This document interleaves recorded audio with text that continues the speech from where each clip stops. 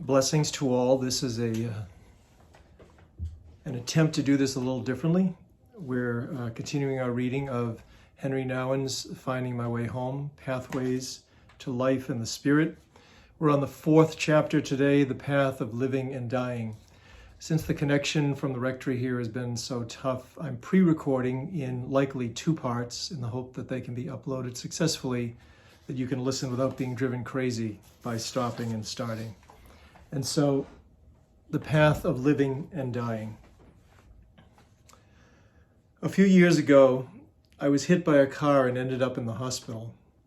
I was feeling very uncomfortable lying on the gurney, but I didn't have any external injuries to speak of, so I thought I'd be released to return home.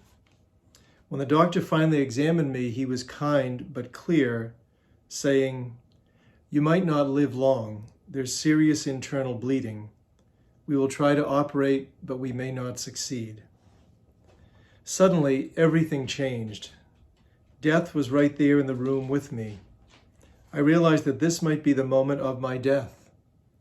I felt shocked, and there were many thoughts going through my mind until I had a further experience. I'd never felt anything like it before because in the midst of my confusion and shock, I became very calm, very at rest, and there was a sort of embrace of God that reassured me and gently told me, "Don't be afraid. You are safe. I'm going to bring you home. You belong to me, and I belong to you." I was so amazingly at peace that later that night, after the surgery, when I woke up in the intensive care unit, I felt extremely disappointed.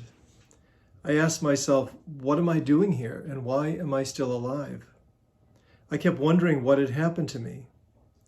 Gradually, I realized that perhaps for the first time in my life, I had contemplated my death not through the eyes of fear, but through the eyes of love. Somehow, if only for a moment, I had known God, felt unconditionally loved, and I had experienced being a lover. During my recovery and pondering the whole experience, I became aware of some of my life's unfinished business. I was holding on to some particular hurts from the past. I hadn't forgiven certain people, nor had I asked of those I had wounded to be forgiven. I knew that I had also been living apart from the human reality of my death, as though death was far away from me personally. These reflections touched me deeply, and I felt that I had been given a gift of extended time to live my life more fully and to better prepare myself for my death. I was deeply convinced in my heart that what I had experienced changed forever how I would live in the world. Now, I'm 63 years old. I'm aging and I'm becoming an elderly person. It's strange to experience myself moving toward old age and to see others responding to me that way. I may live another 20 years, another 10 years, or another 5 years. However many years it is, it's only a short time. At my age, the next 20 years will go quickly. Many of my classmates and many members of my family have already died, and these deaths call me to reflect on my own mortality. Because of my accident experience, and because I'm growing older, I am more constantly aware of the wonder, the beauty, and the extreme limitations of my life. I feel inspired to grapple with the reality of my own death in particular, and with the great mystery of my life in front of that impending event. Because so few people talk about it, I begin by asking, is death an issue at all? I realize that for most people in my circle of friends, it's not. The people I know are not entertaining thoughts about death or the fruitfulness of life after their death. My friends say things like, "I see my life becoming less and less productive, but I do hope to live longer." Or, "I don't want to become a burden to those around me." For some, the thought of having to be cared for by others is almost more than they can bear. This is a big worry for many ill and aging people. Also, very few people seem to regard death as a good thing. That thought is not part of our culture, nor is it visibly part of the church's teachings. When the church speaks about death, it's often about the hereafter, about heaven or hell, or about everlasting life. That's crucial, of course, but it does mean that when we think about death, we think most often about where we are going, where we will finally end up, what there is, if anything, to look forward to. Death through the eyes of Jesus. What I appreciate as I read scripture is that Jesus saw death, and his own death in particular, as more than a way of getting from one place to another. He saw his death as potentially fruitful in itself and of enormous benefit to his disciples. Death was not an ending for him, but a passage to something much greater. When Jesus was anticipating his own death, he kept repeating the same theme to his disciples. My death is good for you, because my death will bear many fruits beyond my death. When I die, I will not leave you alone, but I will send you my Spirit, the Paraclete, the Counselor. And my Spirit will reveal to you who I am and what I'm teaching you. My Spirit will lead you into the truth and will allow you to have a relationship with me that wasn't possible before my death. My Spirit will help you to form community and grow in strength. Jesus sees that the real fruits of his life will mature after his death. That's why he adds, it's good for you that I go. If that's true, then the real question for me as I consider my own death is not, how much can I still accomplish before I die? Or will I be a burden to others? No, the real question is, how can I live so that my death will be fruitful for others? In other words, how can my death be a gift for my loved ones so that they can reap the fruits of my life after I've died? This question can be answered only if I am first willing to admit Jesus' vision of death as a valid possibility for me. Who was Jesus? There was that voice, that incredible voice, you are my beloved Son, and on you my favor rests. That's the voice of the Jordan River, where Jesus heard and believed that he was the beloved of God, on whom God's favor rests. It was as the beloved that Jesus lived his life, even in front of the demon. The evil spirit said to him, prove that you are the beloved by changing stones into bread and becoming relevant.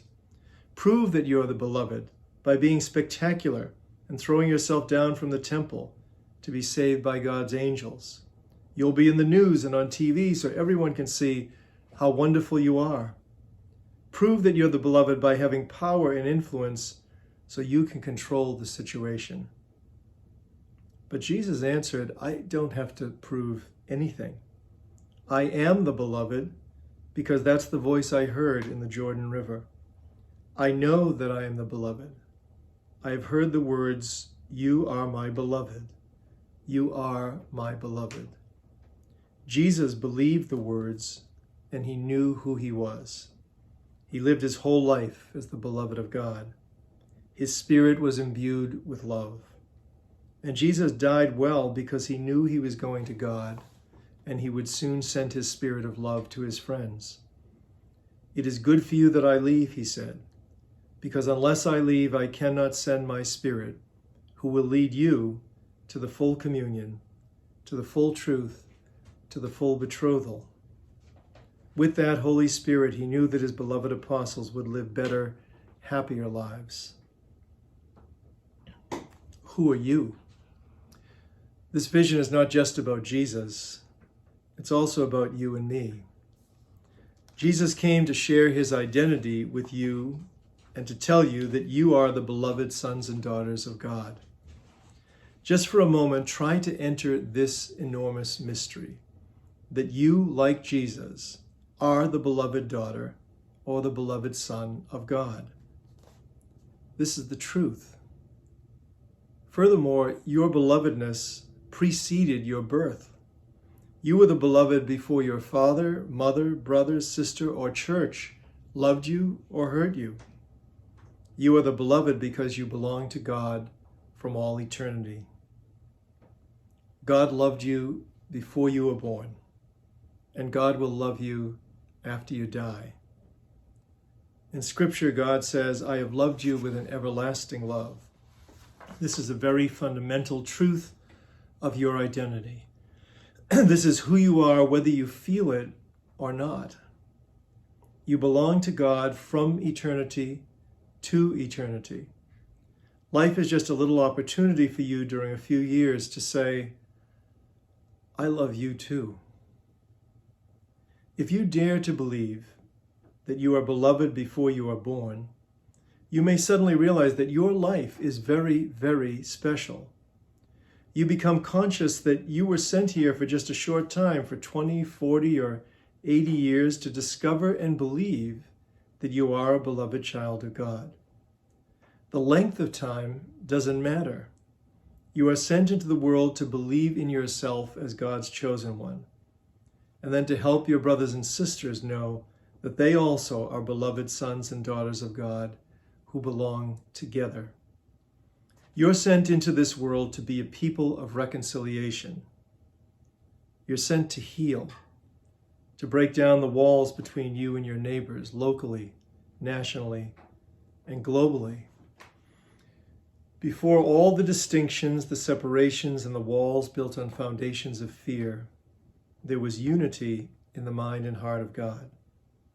Out of that unity, you are sent into this world for a little while to claim that you and every other human being belongs to that same God of love who lives from eternity to eternity. In this world, when you are chosen, you know that somebody else is not chosen. When you're the best, you know that somebody is not the best. When you win and receive a prize, you know there's somebody who lost.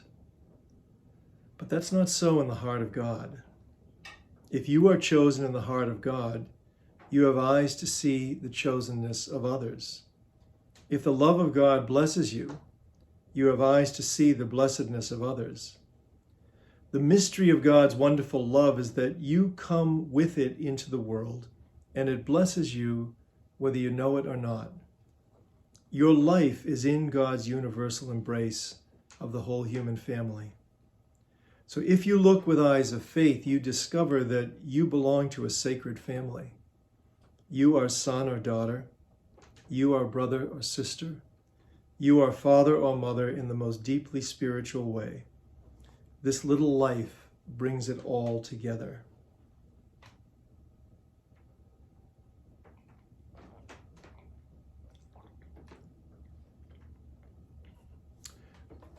Where are you going? Think about the story of Jesus on Mount Tabor. Here is Moses, the leader of the Exodus, and here's Elijah, the reminder of the Exodus, both long dead, talking with Jesus about his personal departure from this world, his Exodus. And with him, mainly listening, are his living apostles, Peter, James, and John. And here is Jesus himself speaking about his death. This story is like the story of the Red Sea because it's about a journey, a passage, an exodus, a baptism. I have to undergo a baptism, and death is the path, Jesus said. If you follow me, it will be your path too. One of the most radical demands for you and me is the discovery of our lives as a series of movements or passages. When we're born, we leave our mother's womb for the larger, brighter world of the family. It changes everything, and there's no going back. When we go to school, we leave our homes and families and move to a larger community of people where our lives are forever larger and more expansive. Later, when our children are grown and they leave us for more space and freedom than we can offer, our lives may seem less meaningful. It all keeps changing. When we grow older, we retire or lose our jobs and everything shifts again. It seems as though we are always passing from one phase to the next, gaining and losing someone, someplace, something. You live all these passages in an environment where you are constantly tempted to be destroyed by resentment, by anger, and by a feeling of being put down. The losses remind you constantly that all isn't perfect and it doesn't always happen for you the way you expected. That perhaps you had hoped events would not have been so painful, but they were. Or that you expected something from certain relationships that never materialized. You find yourself disillusioned with the irrevocable personal losses, your health, your lover, your job, your hope, your dream. Your whole life is filled with losses, endless losses, and every time there are losses, there are choices to be made. You choose to live your losses as passages to anger, blame, hatred, depression, and resentment, or you choose to let these losses be passages to something new, something wider and deeper. The question is not how to avoid loss and make it not happen, but how to choose it as a passage, as an exodus to greater life and freedom. On Mount Tabor, Jesus speaks about preparing himself for his final passage. He's not alone, but he's with Moses and Elijah and with John, Peter, and James. As soon as he comes down from the mountain, Jesus starts talking about how the Son of Man has to suffer and die. The apostles say, no, that's not going to happen to you. But he reminds them that seeing him on the mountaintop full of life is not the whole story. They will also see him in his passion and on the cross, stripped of life. He invites them to know of his final passage, believing they will finally grasp the amazing mystery of it all. He trusts that it will catapult them into a whole new vision of life and death that cannot be controlled, only lived. Even though they can scarcely grasp it, he assures them with the words, "Don't be afraid." And after his crucifixion, the apostles, filled with the Spirit that Jesus sent to them, survived the loss of Jesus, and their lives gradually moved outward and onward.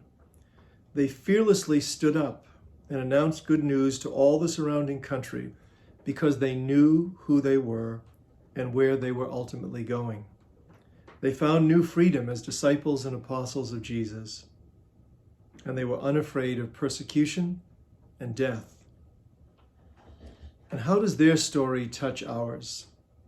Where are we going? After a very short visit to earth, the time comes for each of us to pass from this world to the next. We've been sent into the world as God's beloved children. And in our passages and our losses, we learn to love each other as spouse, parent, brother, or sister. We support one another through the passages of life, and together we grow in love.